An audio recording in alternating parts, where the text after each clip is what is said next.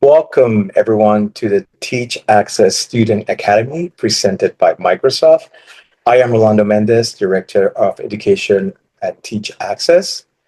Before we get started, we want to remind you that we're committed to making this event as accessible as possible. So we have captions available. You can access them using the CC button in your Zoom toolbar, usually located at the bottom of your screen. There's also American Sign Language, ASL interpretation. We have highlighted or spotlighted them for you, so they're always available on the screen and also in the recordings. And if you ever need help, send us a message via chat. You can only message for the moment hosts and panelists, and then we'll open the Q&A feature of Zoom for you to ask questions to or today's panelists. There are multiple ways to engage in this event. You can participate in the chat, ask questions using the Q&A feature in Zoom. You can take notes or don't take notes at all. This is a very flexible learning environment and experience. Quiet listening counts too. And as always, do what you need, step away, stretch, or take breaks. Last but not least, we would like to thank our sponsors for the support, for making this event possible and keeping it at no cost to everyone. So Microsoft, ADP, Google, Meta, Salesforce, and Skyscanner.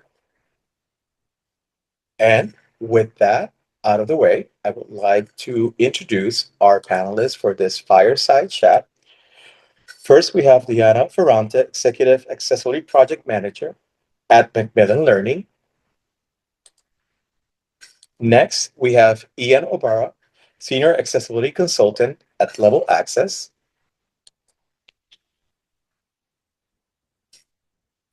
And we have Nicholas Cook, Software Engineer at Assistiv Labs.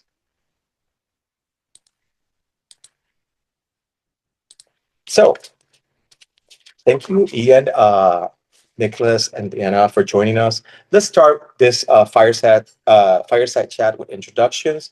Can you share some details about yourselves with our audience? Yeah, I can go first. I'm Ian O'Bara. Like we said, I'm a senior accessibility consultant at Level Access. I've been working in the accessibility space for about 10 years now, and kind of as a audio description of myself, I am a white man. I use he, him pronouns. I have short black hair, and kind of a short, rough beard or stubble, I guess. All right, I'll pass it off to Deanna. Hello, everyone. I am Deanna Ferrante. I use she, her pronouns. For a quick visual description, I'm a white woman with chest-length brown hair, and I'm wearing an orange, blue, and tan patterned blouse today. I work, as Rolando mentioned, as an executive accessibility project manager at Macmillan Learning, which is in the EdTech space, and I've been working full-time in the accessibility field for about 3 years now. Nick, over to you. Hi, everyone. I'm Nick. I use he, him pronouns. For a visual description, I'm wearing a green shirt. I have glasses. I just shaved this morning, so I have no stubble or beard. And I work at Assistiv Labs as a software engineer. And yeah, that's my intro, I guess. Thank you all for presenting yourselves and for being here. And you've kind of talked about who you are, what your role is, but how did you first encounter accessibility? Maybe was it through a problem, a moment, frustration? Yeah, I'm happy to jump in here. So I have been involved in the disability inclusion space for pretty much my whole life. I have both familial and personal connections. So shout out to anyone in the audience who identifies as neurodivergent. I was formally introduced to the word accessibility, though, in college. So I was getting set up with my own assistive technology with the head of the Assistive Technology Center at the time. And we had a fantastic conversation around the disability and community that existed at my alma mater. And this meeting actually led into an internship opportunity, and it also helped to shape the rest of my career path today. Yeah, I mean, for me, I kind of got started in accessibility more in the kind of like social work space. So my mother was a social worker, and during high school and college, I kind of worked as a respite provider, so kind of like a direct care provider for people primarily with developmental disabilities, young adults, and kind of like high school age kids, and was going to school for like web development and web technology kind of stuff. And my first web development job I really didn't like, and so I was like, I didn't know anything about digital accessibility as a career or anything else. And I was like, is there a job that I can do that kind of sits at the intersection of what I kind of enjoy doing in the social workspace and the digital technology space? And that's kind of how I eventually found digital accessibility and kind of got on the track of doing that as a career. The way that I got into accessibility is personal as well. My stepfather growing up he was blind, and so I remember as a little kid, being very curious about how JAWS worked as he was using it, and thought it was just really cool to see and such an interesting kind of tool. And then I started studying computer science in college, and I was looking for an internship, and I ended up getting an internship with the American Foundation for the Blind. And that was when I kind of learned about the accessibility space as a place for like computer science kind of graduates to go into as well. I hadn't thought of it as that, I guess, initially. And so that was really exciting. And then after graduating, I started working at Assistiv Labs, where I work now. This is Rolando speaking. That's awesome. And it's I like that for each of you, it has been a personal experience, and it has resonated with your personal lives, and it has led into professional lives. So what's your accessibility story so far, and how has sharing it, finish or not, shaped your journey?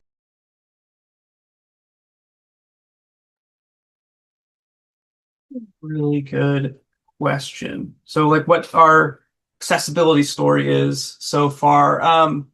Well, I think mine has kind of been growing in my understanding of like all of the different aspects of accessibility. I kind of first encountered accessibility as a career in kind of like the user experience and research and digital space. But really, as I've kind of gotten more into accessibility as a career, I've been exposed to a lot in kind of like a lot more of the standards and legal and compliance aspects of accessibility, government regulations, things like that. And then just lots of different things kind of like outside of the IT world that I hadn't necessarily been exposed to around accommodations or things like that. So I think, both within kind of like the digital space and built environment space and accommodation space, there's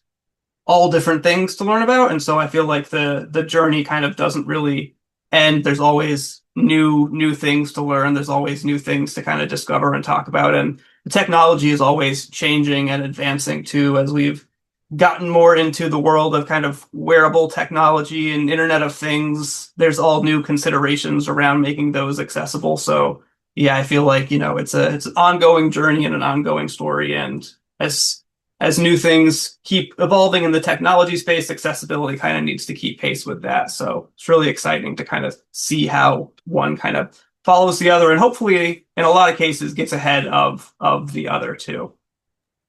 Yeah, hopping off of what you were just saying, I totally agree that there's always more to learn. I feel like that's something that I am excited about, is that I've only been, in the professional field for like 3 or 4 years. And so I'm still pretty new to everything with accessibility. And I feel like I've learned a lot already, but I have like ideas about ways to get more involved and to learn more things. There are like lots of cool communities like W3 working groups and participate ways to participate that are not strictly like with what you're doing professionally. It's like things you could do outside of the working hours, to volunteer and be involved in the systems at place. So yeah, I think there's a lot of cool things to learn continuously. And then, as you're saying, Ian, as the technology develops, there's always going to be a need to adapt and understand it more.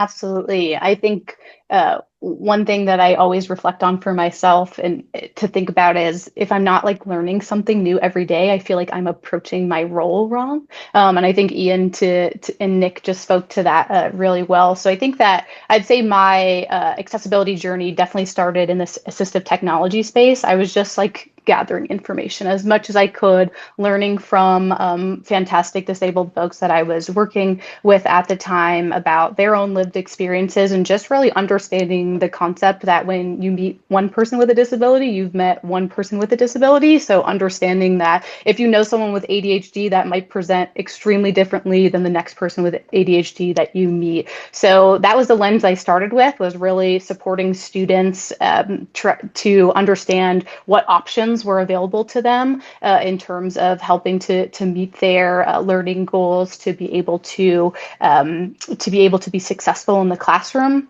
I've had not a linear pathway to get into the role that I'm in now. So I actually was in HR right out of college. So still working with people, still always focused on this common thread of like how I can be the most impactful in my roles to make the world a better place for folks. And my favorite part of that role was helping to lead the disability focused employee resource group. So it was really thinking about disability from a different lens of just like understanding all of the identities that were showing up in the workplace and how we could be best supporting them as a volunteer employee resource group. And after this role is when I transitioned full time into accessibility work. So really landed in like the more of the product space, thinking about products, thinking about how we are designing and delivering accessible products. And so my role has been able to transform in a few different ways. But one of those, largely for me, something that is super important to me personally, which really connects to the last panel, if you were able to attend, was incorporating how we can be thinking more inclusively about like the research that we're doing. So a lot of product development is starting at the research phase and making sure that we're including all sorts of voices into those conversations so that the end result of the product can work for as many folks as possible. It's great. And I love that you mentioned identity, which ties to the next question about how do lived experience and allyship each contribute to the accessibility profession? And how do you see them showing up in your own work?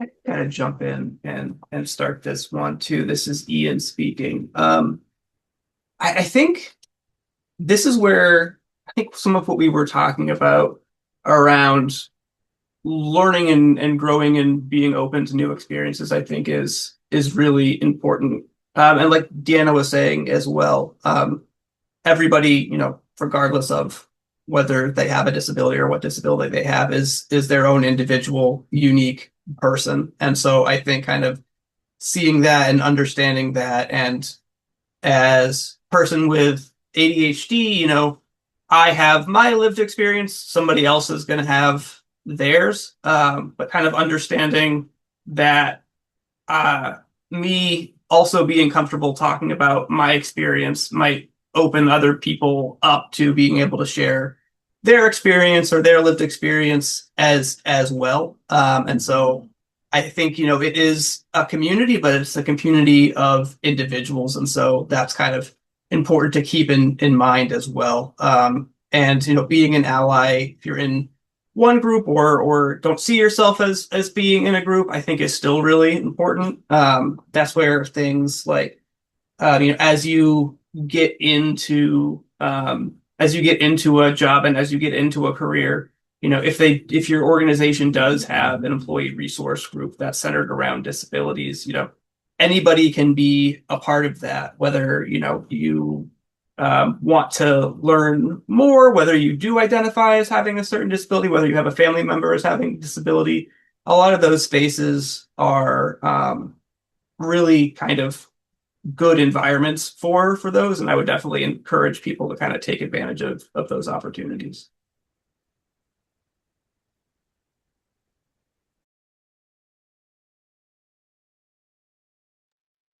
Thank you, Ian. This is Rondo speaking again. And I think this was very evident when Deanna was sharing her story, and I think in a way for Ian, Nick, to you too, that accessibility careers seem to not be or are rarely linear. They seem to be rarely linear. How has your career path in accessibility taken unexpected turns, and what have those twists taught you?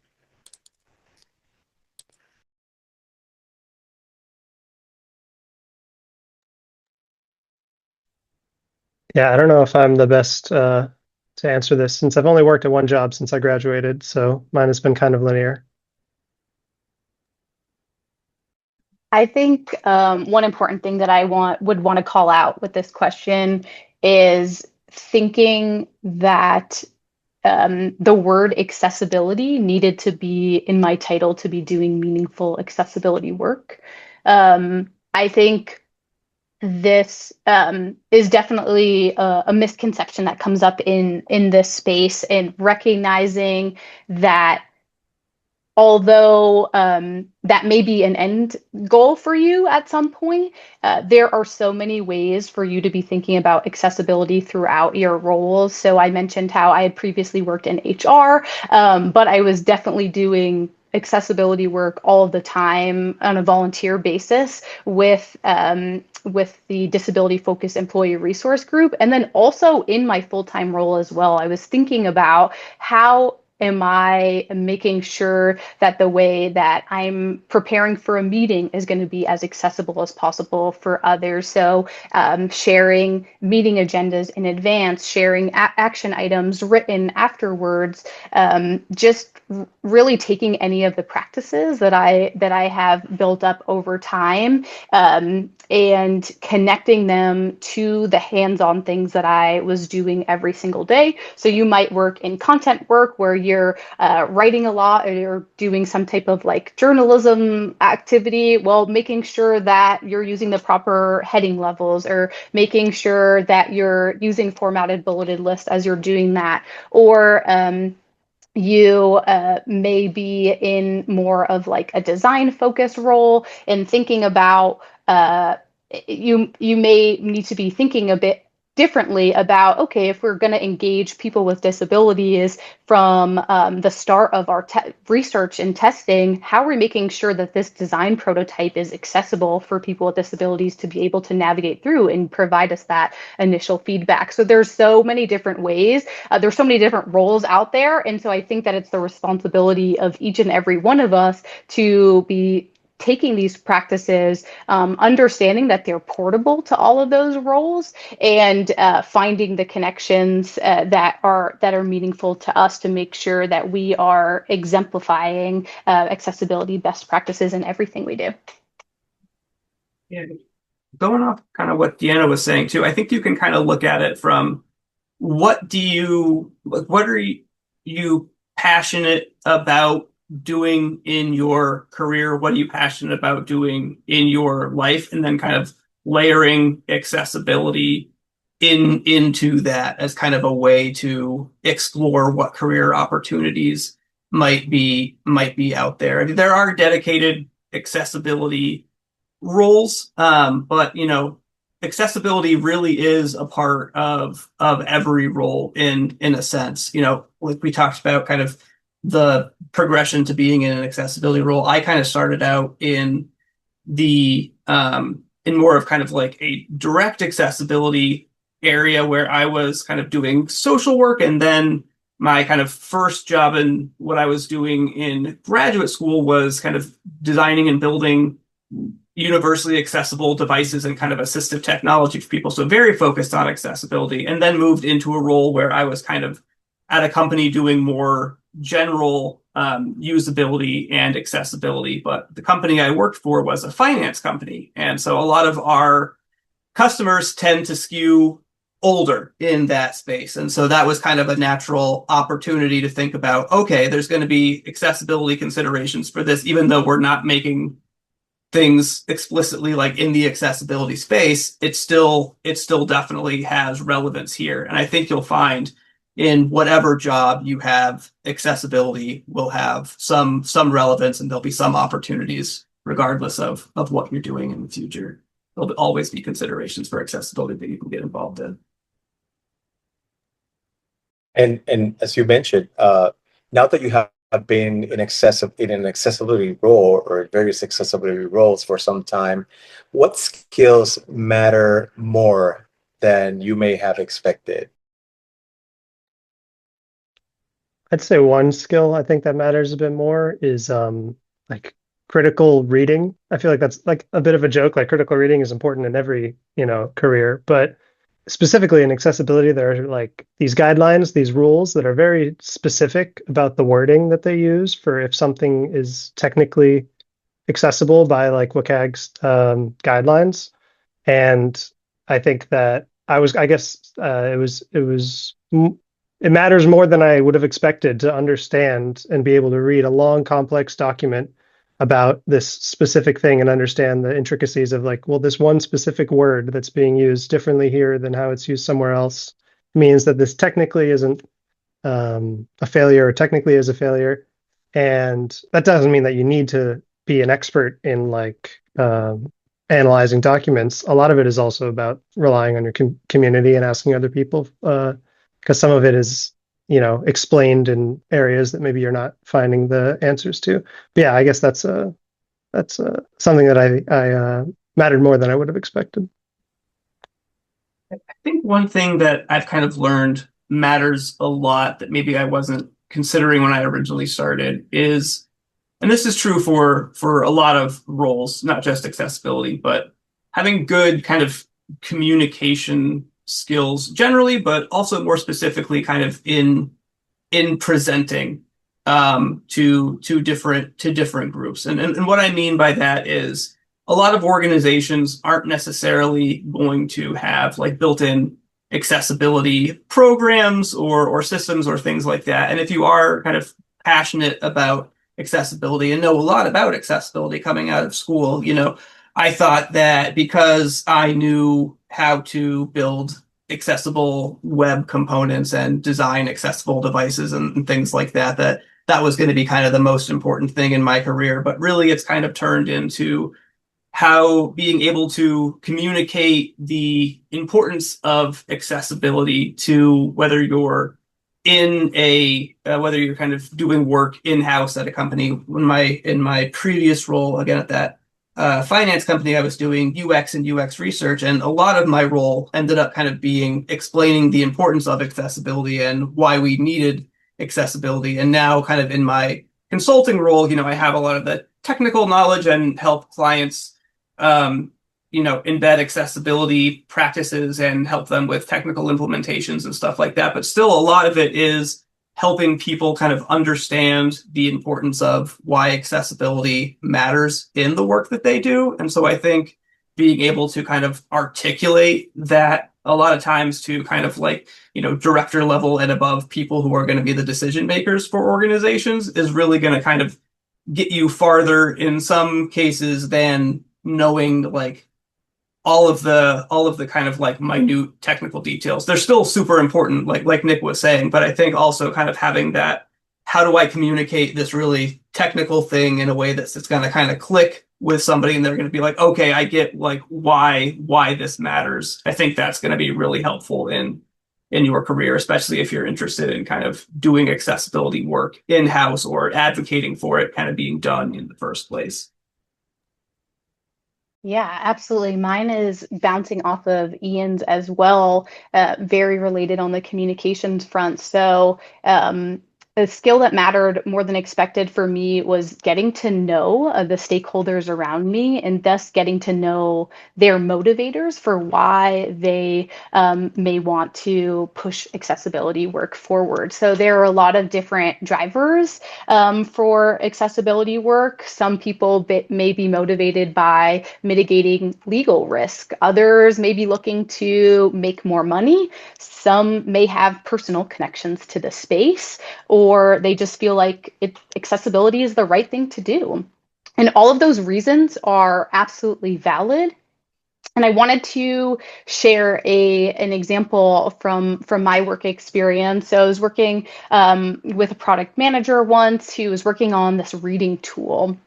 And in our conversations about it, they point blank asked me, do I need to include a text to speech tool within my product? And this really just stopped me in my tracks because, on the one hand, I was like, yay, they're thinking about assistive technology. They're asking me this question. They're thinking about accessibility. But then on the other hand, they were more or less challenging it and trying to understand why they needed to include this in their tool. And so, transparently, in these early days, I did not respond in an eloquent way. It was probably a bit of a roundabout answer with a lot of my own motivations for accessibility work tied in there. So after this conversation, after the call ended, I was off camera and I just like took a deep breath and really reflected for myself just to understand what happened in that conversation. How can I be developing as a professional in the space to do this better the next time when somebody inevitably asks me a point blank question challenging accessibility more or less again. So I started digging deeper into all of those drivers for accessibility, understanding all the different reasons of why someone may be interested to like engage more in this work. And then also, most importantly, really, really, really getting to know the people around me. So once I got to know folks, I was able to start mental mapping a bit how I thought those folks may be connected to some of these drivers. So this product manager over here may have mentioned a personal or familial connection to disability. This security individual over here, often, as you might imagine from their title, talks about risk a lot. So really thinking about their drivers and bringing them into the conversation became a really critical learning point for me to ensure that I was conveying my message in a way that was speaking directly to the audience and that I was interacting with. And so one thing that I wanted to leave you all with is that accessibility work really requires that the people who are making the decisions feel connected to this space in order to continue pushing the work forward. Thank you all for these responses. And it's very interesting that all of you mentioned what we usually call soft skills, right? All these skills that involve working with people, working with other people, communication, advocating, and then critical thinking, critical reading. You touch, Deanna, on like critical reflection, understanding, okay, why did I react this way? What's behind the motives behind the response that I got, and how can I become a problem solver? So it's very interesting that there's all these technical aspects to the work, but there's also the human aspects and the things that we need to be aware of to be able to bridge both. And I think it serves as a perfect segue to the next question. Advocating, communicating, trying to convey to different people why accessibility is important can be can lead to burnout. And we know that burnout is commonly talked about in the accessibility field. What recommendations would you give to help early career professionals avoid burnout in their early days? I'm I'm happy to jump in here. And Rolando, this was a perfectly timed question because we just got the exact same one in the Q&A. So amazing mind reading there. So this question is super important to me. And it's not important to me because I love burnout. It's important to me because burnout is very pervasive in this field. It's something that is talked about a lot in this field. A lot of us are giving our all every single day because it is important in personal work, as Ian, Nick, and I like all touched on at the beginning of this conversation. So it's super important, as Rolando mentioned, for you to have the strategies in place in your early days in order to combat it in your own way. So I received some advice from a mentor that I wanted to pass along with you all. So I'm going to have you imagine this scenario where you're starting your dream accessibility role, whether accessibility is in your title or not. And you are starting to learn processes, you're starting to learn procedures, you're starting to learn all of the different tools that your organization is using. And along the way, you're noticing gaps. You might be noticing accessibility education needs over here. You might be noticing some WCAG violations over here. And that list will start to inevitably pile up. And you may start tackling those things one by one, some things that you can tackle on your own. And this like momentum, it's going to feel really good. I've been there. I can totally relate. It's going to feel really good of just checking those boxes of like, yes, like I made a difference today by doing this small thing. But then you're going to find larger problems where other folks need to get involved. And this is when pushback might start trickling in, and the work may start to feel over time a bit heavy and isolating. And this is when the quiet burnout starts to creep in. So what I learned is that avoiding burnout is definitely not about caring less. It's about working more strategically. So what I mean by this is it is so important to learn what matters to your organization. What matters to your organization may completely differ than what matters to like Ian or Nick's organization. And accessibility is going to be more effective when it is woven into that broader context of your business. So this takes practicing prioritization skills. You, of course, want to keep that backlog. Don't get rid of that list of things that you notice, but then you're ready when the company is ready to be able to share those insights with the right folks at the right time.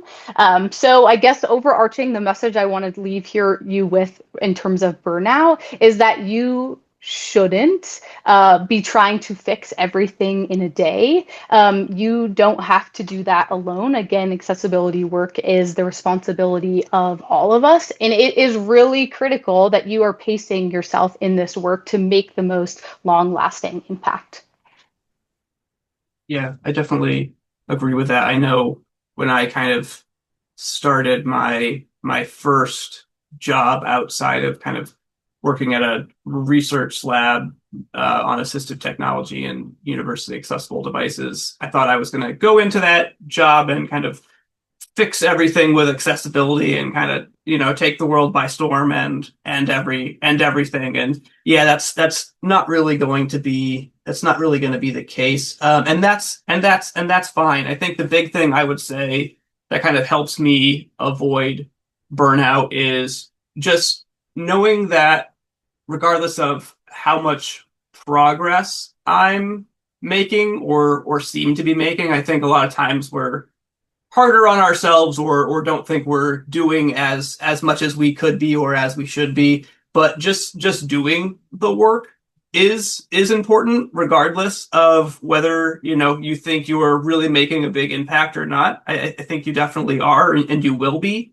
And the other thing is, you know, definitely appreciate the small wins and celebrate those. Like Deanna said, not everything is going to happen at once, but even if one small thing changes or a small part of a process changes, that's going to open the door maybe to, you know, potentially bigger things and bigger changes down the line. So, if you're struggling to make progress in one area, even if you've done something small, like celebrate that. That's a big win. Don't feel like you have to wait to be satisfied with something until like the final version or whatever is out, because accessibility is kind of always a moving target, and it's always a journey. So there's never going to be an end goal with accessibility, really, because it's always a process.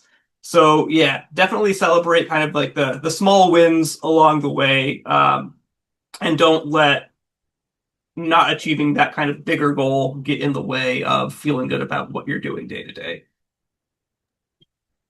Yeah, totally. I think both what Deanna and Ian said are really important. And I think building off of that, it's about like moving the needle forward. And so even if you individually can't like see what you've accomplished recently and the things that you've been participating in, you have no idea how that's influenced people on other teams and influenced things in the future of people looking back on what you've done and how that'll affect kind of hopefully the greater web moving towards a more accessible space. And I think everyone is, working towards that same goal. And that's just by showing up and participating in that, you are doing something really cool. And I think that remembering that is really helpful when you're feeling like, oh, I haven't maybe made enough progress in the last week or something that you wanted to. And that's a good reminder that it's all about moving the needle.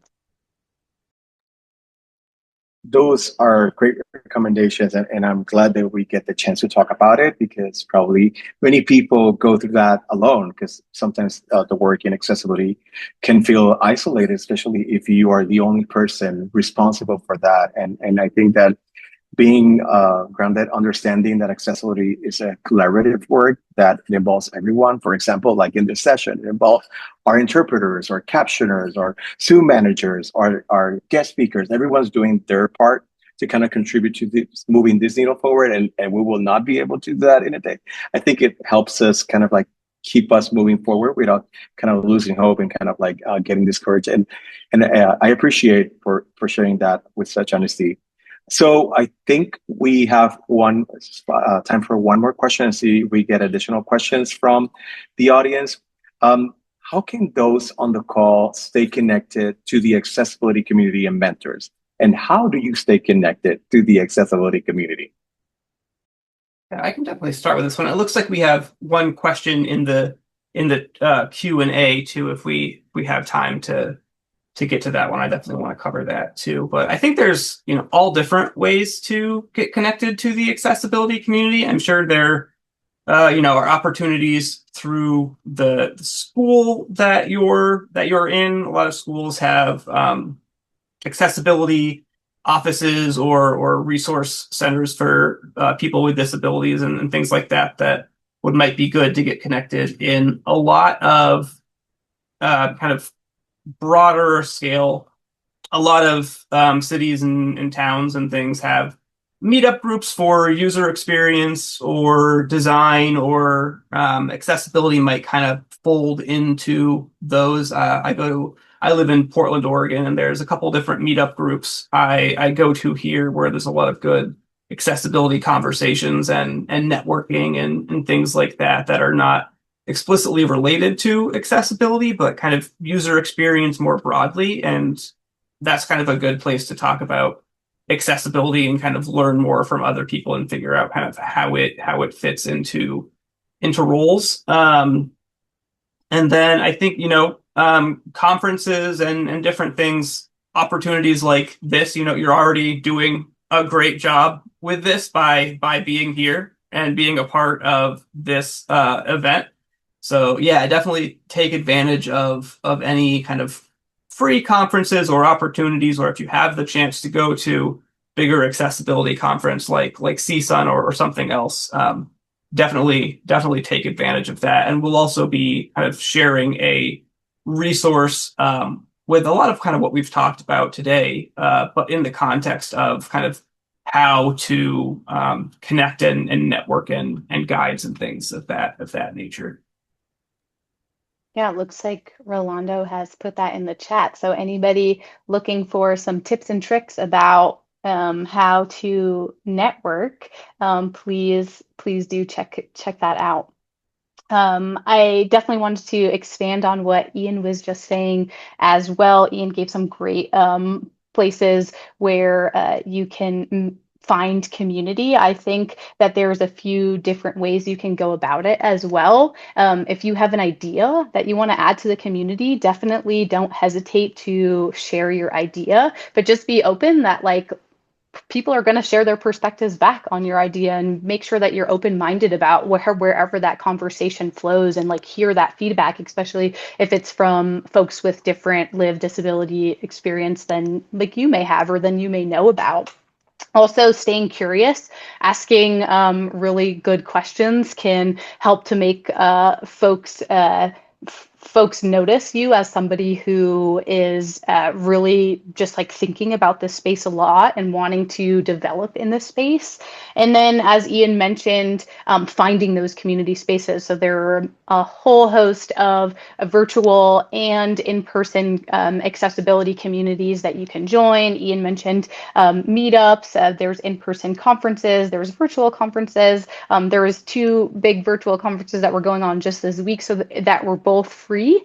So there are definitely opportunities out there for everyone for you to be able to fit into your schedule. I also wanted to add that I use LinkedIn a lot as a resource. I find that a lot of the accessibility community is on LinkedIn and is sharing new updates about like the work that they're doing, about recent legislation, about successes and wins, about open source things that they're opening up to the community that you can check out. And I think that just having a pulse on like what is going on in the community, if you find that that's a social space that you can connect with folks on, that's also a great opportunity as well.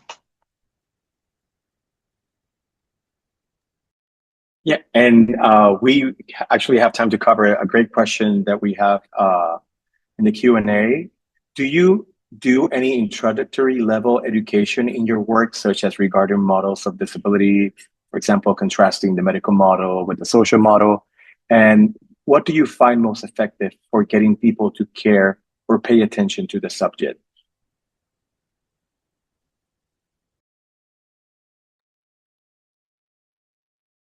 Yeah, I can kind of start this one. I do a lot of introductory kind of level education in quite a few of the roles I've been in-house, educating the educating kind of the organization around accessibility, and then in my current role, educating kind of like clients about accessibility. I think not so much in different models of accessibility. I think kind of even more basic than that. Some of the things that have kind of caught the most attention, especially on kind of like the business side, is just starting with how many disabled people or people with disabilities there are in the country and in the world, and then kind of translating that into this is either a part of the market that we're not reaching by not making our things accessible, or this is a potential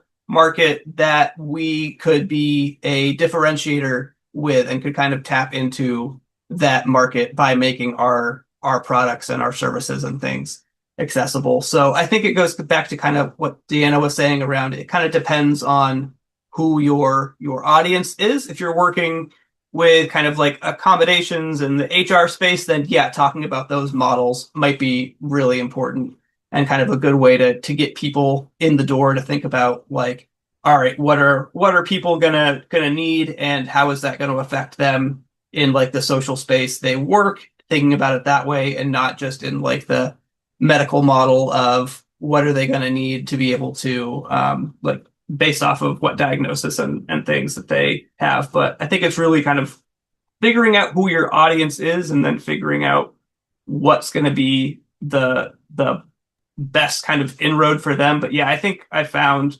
just starting really simply with, there are 13 million or something like that, people with disabilities in the US that we're excluding from the work that we're doing and from the products we're making by not making them accessible, I think is kind of like the best across the board inroad that I've found.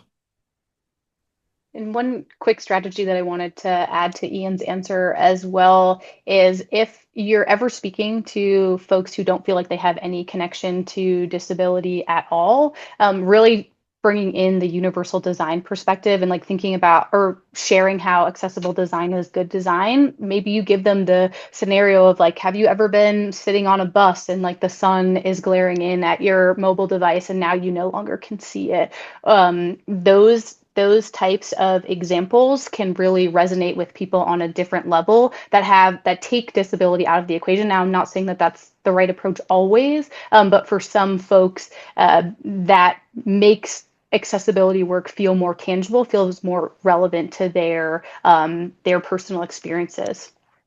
And I think it's a really great point. And I think just last kind of thought on this is empathy from the perspective of you might not have a disability, but one, you probably benefited from or enjoy a technology or a societal change or infrastructural change that happened as an accessibility accommodation, like having, cuts in the curbs to make it easier to cross the street, like having, captions on videos. Like I pretty much have captions on for like every TV show that I'm watching. That's not like an accommodation need that I have, but it definitely makes my life a lot easier. And then empathizing from the perspective of I might not have a permanent disability, but I've probably had a temporary or a situational disability in the past. Like Deanna was talking about sitting on the bus with the sun in your eyes, or you might have had a situation where you've hurt your wrist or your arm, and so you couldn't use a mouse with your keyboard with your computer for a while, and so you had to use the keyboard. So I think kind of focusing on that empathy piece and tying it to somebody's lived experience, whether it was temporary or not, I think is a really good way to kind of get inroads as well. Well, unfortunately, that's all the time that we have for today. We really appreciate Deanna, Ian, Nick, spending your time with us, sharing your experiences, your challenges, your successes these years that you've been working in the accessibility field. And I think you brought really interesting points to the conversation. Everyone that has attended, thank you very much for sticking with us throughout the day and for this session. We encourage you to attend tomorrow or watch the remaining videos. If you're watching this in the future, we have another full day of interesting sessions and conversations to keep learning more about disability inclusion and accessibility. So thank you very much, and everyone, and have a good evening.